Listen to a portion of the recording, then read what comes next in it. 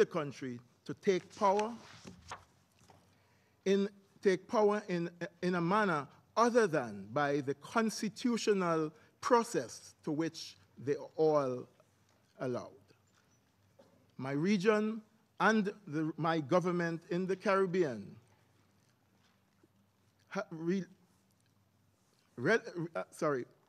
in the Caribbean experiences relative peace. We continue to emphasize our zone of peace. We promote in our region a brotherhood and sisterhood, and thus the government and people of Antigua and Barbuda, along with the governments of the other CARICOM heads, as has been stated here, continues to avail ourselves to facilitate dialogue and a peace process that will return the government of Venezuela to its continued operation and function in the legitimacy which was afforded in the May elections. I thank you.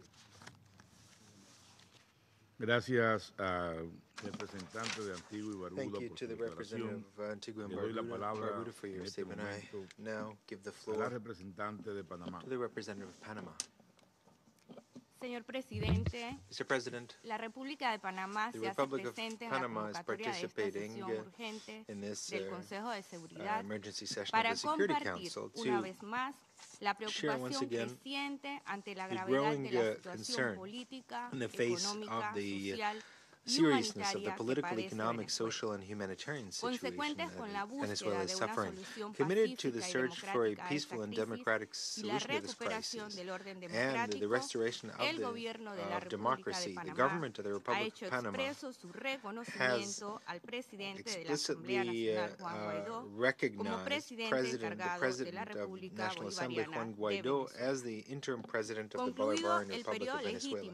Now that the legitimate term of the government of President Nicolás Maduro has concluded, Panama supports a peaceful democratic transition that leads to fair elections with a participation of all political actors. We also reject any acts of violence and repression that restrict the rights of the Venezuelan people and the security of Venezuela and ultimately of our entire region. Based on this vision, Venezuela has expressed a strong support for measures adopted to seek international humanitarian assistance and effect the release of political prisoners. We also deeply regret the loss of human lives while people were exercising their rights to demonstrate peacefully, and we condemn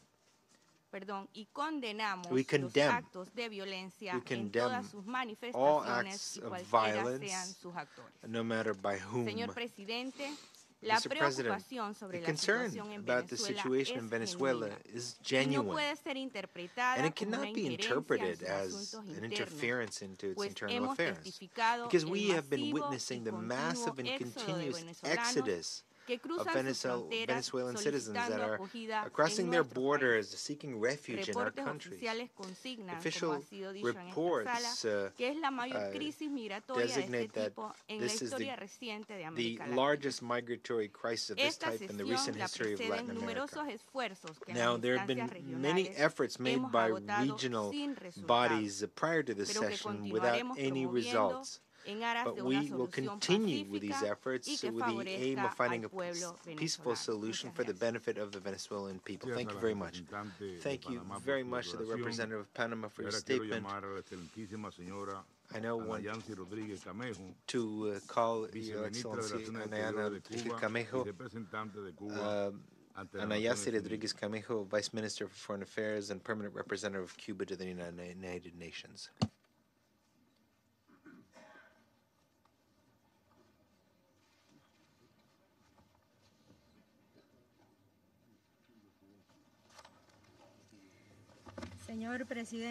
President, we have requested the floor for a second time to respond to the lying references made by the Secretary of State of the United States, Mr. Michael Pompeo, and Mr. Elliot Abrams. And we categorically reject their aspersions cast upon our nation and the lies uttered. I would refrain from this step, but I think it reflective of the fact that they are seeking to impose on the Venezuelans an illegitimate president, an individual no one had any heard of until a few days ago when his move was orchestrated from Washington.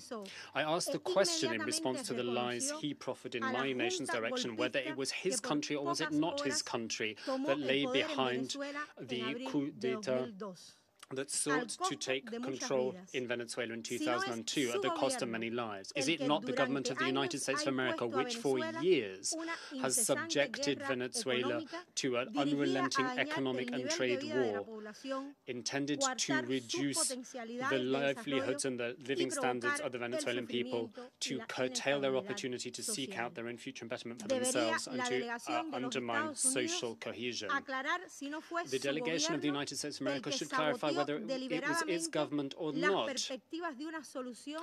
that deliberately undermined the attempts at a negotiated solution in the Dominican Republic when the Bolivarian government and representatives of the opposition sat down and were ready to ratify a negotiated agreement that was mutually acceptable to both sides. Clarification is sought from the United States of America what responsibility they are prepared to bear if their irresponsible acts provoke a silence of uncontrolled instability for Venezuela and the entire region. And it is the people who will pay the highest price for that. Cooperation and solidarity between Cuba and Venezuela, a solidarity that we offer to all countries of Latin America and the Caribbean, and indeed a solidarity we display to many other countries in the so-called Third World, has meant that we've been able to meet the essential needs for life, particularly health and education. And this is something that is duly recognized by all those sat around this table, including the representatives of the United States as well. They are aware of a record we're proud of. This organization also recognizes our record, as do many specialized agencies of the United Nations system. To state the contrary, as we heard this morning from the Secretary of State of the United States of America, is an undignified assault on truth. It is fake news and indicative of the lack of respect that his government bears to this Security Council and to the United Nations bodies they treat with a lack of respect. There were deliberate lies uttered today by the Secretary of State and Mr. Abrams, and they failed to recognize that the Bolivarian Republic of Venezuela is a free, sovereign and independent nation that takes its own decisions. Venezuela is not and will never be anybody's satellite or lackey. It has its own institutions and its own people, which are the fount of its strength, and they will rally to the cause of the Bolivarian and Chavist revolution, and they will rally to the support of the constitutional president Nicolas Maduro Moros. We reiterate that the principal chief threat to international peace and security in our region is the intervention and interference of the United States of America, their return to the Monroe Doctrine and their bullying of an aggression towards the Bolivarian Republic of Venezuela, which has the declared aim of regime change and the imperialist goal of being able thus to loot, pillage and strip the oil reserves of that nation. We recall that the United States, not Cuba, set up military dictatorships and organized bloody coup d'etat in Latin America and the Caribbean. It is the government of the United States of America, not the government of Cuba, which intervenes without scruples in the electoral processes and the internal affairs of the majority of the states of the planet. That is part of history and fact. They have sought to overturn and topple by force legitimate governments, and they're seeking to do that again in toppling the government of the Bolivarian Republic of Venezuela. They're doing so through a campaign of defamation and the threats of military action. They are calling for violence and coup d'etat. Go back to your history books, Secretary of State Michael Pompeo. See what is written there, see the truth there.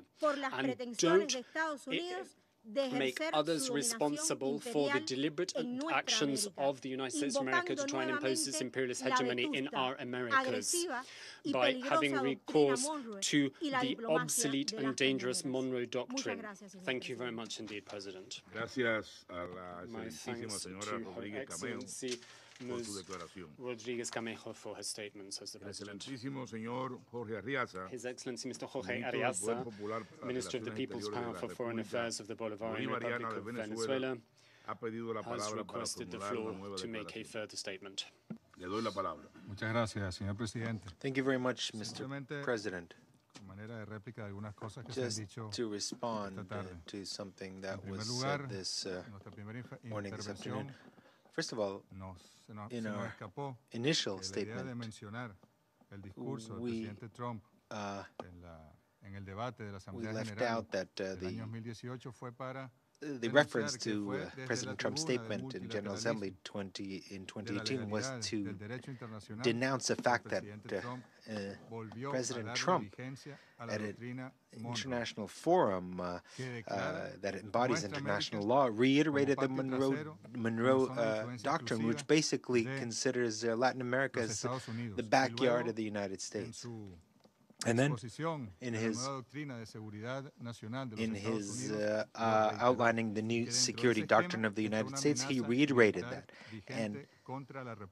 And as part of that is the threat against the Republic of Venezuela. If this is something that the United Nations cannot condemn, that its General Assembly and Security Council cannot condemn, then I don't really understand what can be condemned in this institution.